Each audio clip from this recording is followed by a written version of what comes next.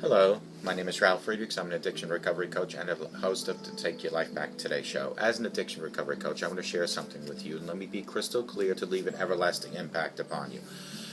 Just imagine being buried alive. You're in a coffin, but you know you're not dead. You don't know how to get out of the coffin. You tried lifting the lid, but the enormous weight upon the lid is preventing you from opening it. You tried banging on the lid to maybe unsettle the dirt, and somebody will start digging their way down towards you. This is what it's like to find yourself at the lowest point of alcohol and drug addiction. You know you need help, you know you can't do it on your own, but you don't know where to turn. You just think you're going to die. Usually, though, people don't think about death when they're habitually abusing drugs and alcohol. In order to feed an addiction, you have to be great at repressing the fear of death. I often ask you, my audience, did it ever cross your mind while abusing drugs and alcohol that you maybe, just maybe you might overdose and take something away that God gave you called life? And if that's not selfish enough, more selfishly, you're taking your life away from your children, your grandchildren, your mother, your father, your husband, your wife. With this, let me leave one last thought. Don't be like the person that I'm reading about on these index cards that waited and waited until it was too late.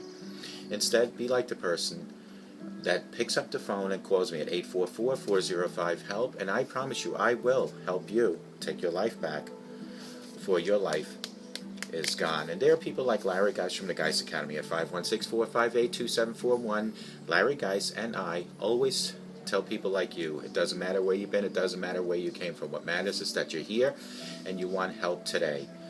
Call Larry Geis at 516-458-2741 or go to him at www.odysseyconsultant.org. Folks, don't forget, take your slippers off at night before you climb into bed. Put them under your bed in the morning.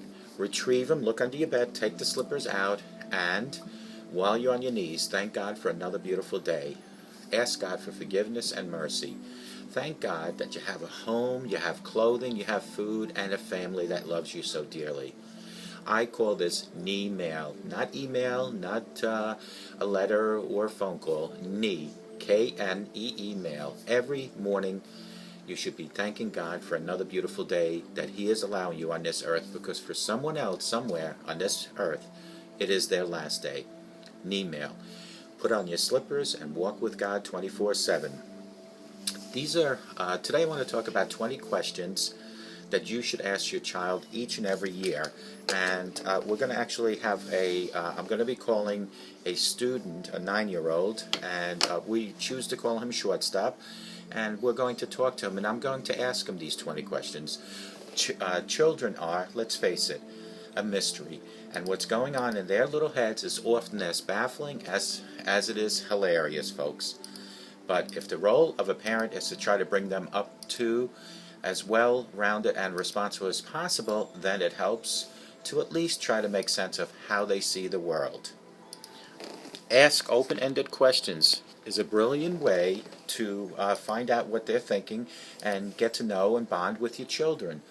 Plus, it can spark some entertaining conversations and keep the squabble at bay around the dinner table. 20 questions that you might want to ask your children. And these are 20 questions that I randomly just picked up and figured let's just ask them. As grandparents, we all develop rituals and traditions that punctuate our lives with our kids and grandkids. Some just come naturally. Things are that grew up during the incorporate into our new families as they grow up, like how you spent your birthdays or Friday pizza movie nights. Others are fun new ideas inspired by your parenting or grandparenting experiences of your grandkids or children, or just things that you want to pass on from one family generation to another. Traditions connect you and your kids and other loved ones in a way that's unique to your family. They set you apart from all other families and pull you close. The best part is when you discover that your kids not only recognize these things as your family's traditions, but look forward to having them, even count on them. And so let's try to ask some of these questions at least once a year to your children or your grandchildren. Some of the more eagerly anticipated ones in most homes are doing scavenger hunt for birthday gifts. Maybe a couple vacations a year, holiday baking, planting kids gardening, maybe each spring, or even going to the apple farm, or like what we are doing today is going to Adventureland. A friend of mine told me about this ritual. She started with her daughter on her 3rd birthday, and of course I fell in love with it. It's a list of 20 questions to ask your child each and every year. I decided to seize the moment to do it with my grandkid last night. I went over some of the questions, and I hope that he is able to answer these.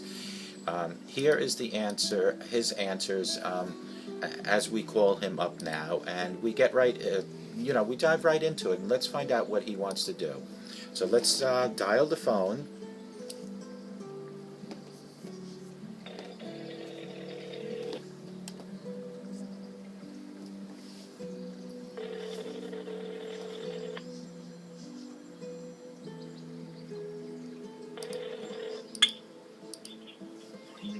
Hello? Hello, hi, this is Ralph from the Take Your Life Back Today show. Can I speak to Shortstop? Yeah. Can I speak to him?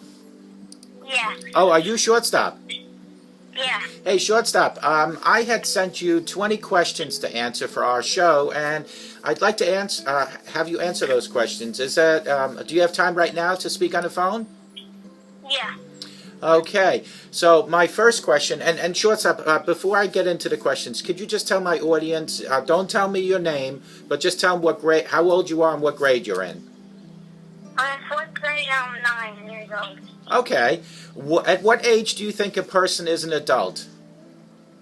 I think age 19 is an adult because they have a possibility to drive, they can get a job, and most likely they can do whatever they want. Oh, okay.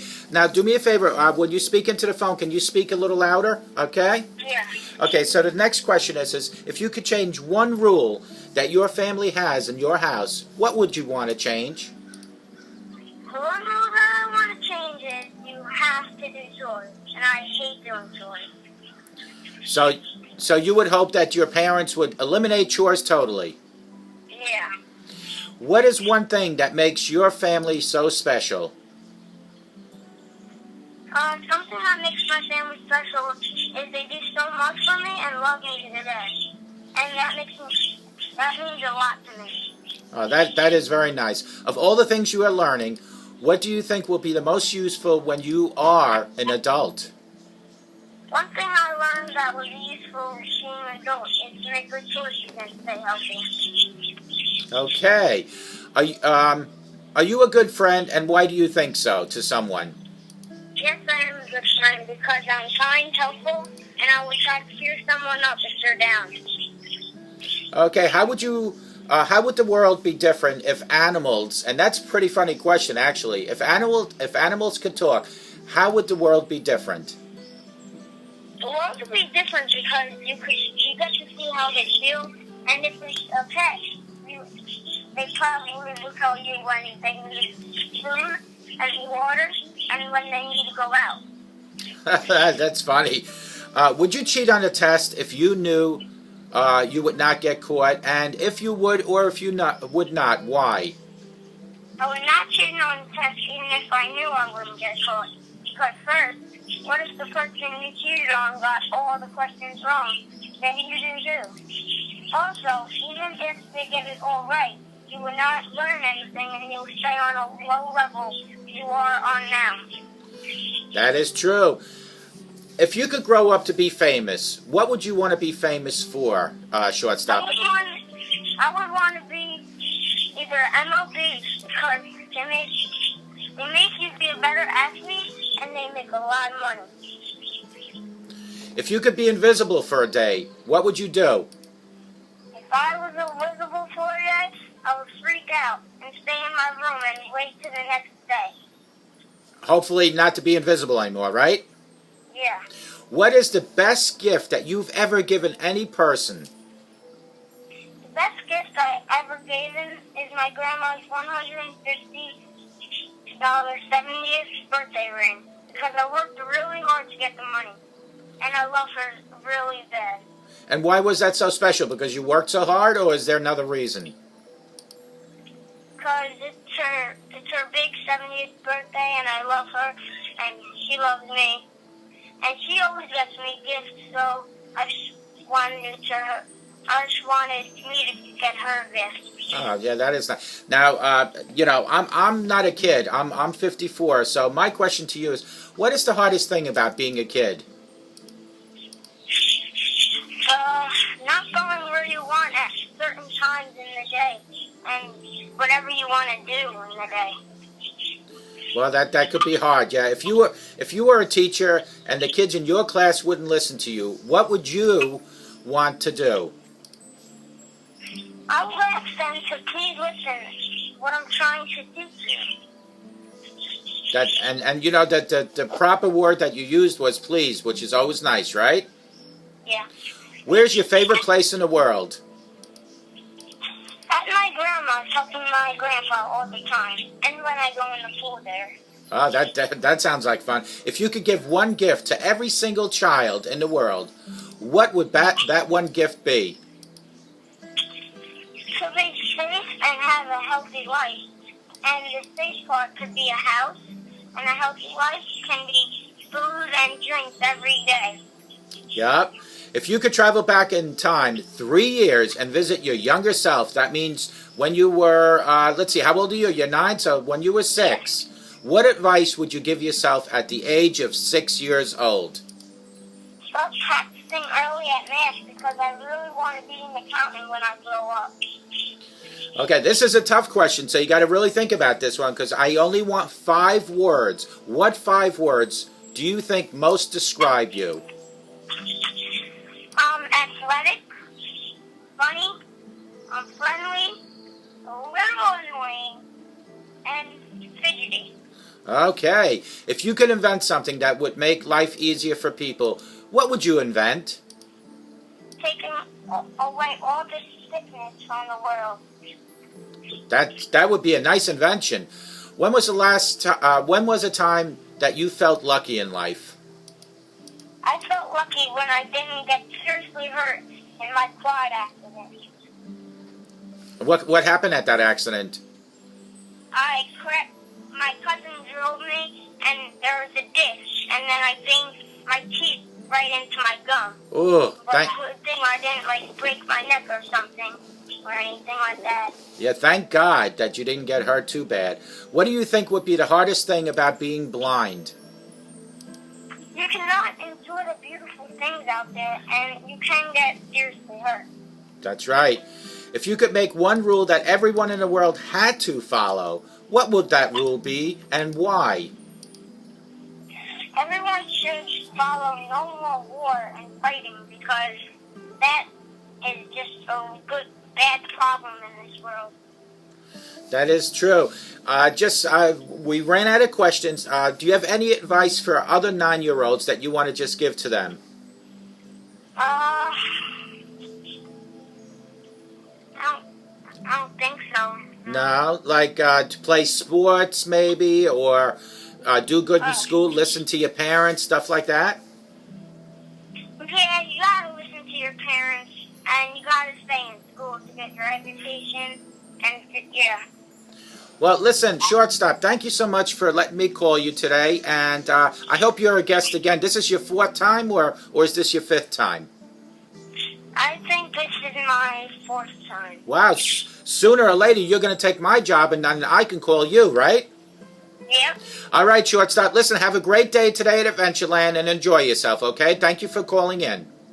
Okay, bye. Bye-bye. Okay, so that was Shortstop. He answered 20 questions. Now, these 20 questions, folks, you should ask your children at least once a year because it gives you a basic idea of where their mentality and what they're thinking about life in general. So try to ask those 20 questions. If you need a hard copy of this, I do have a hard copy. Just give me a call at 844-405-HELP, or you can text me at 631-599-0218.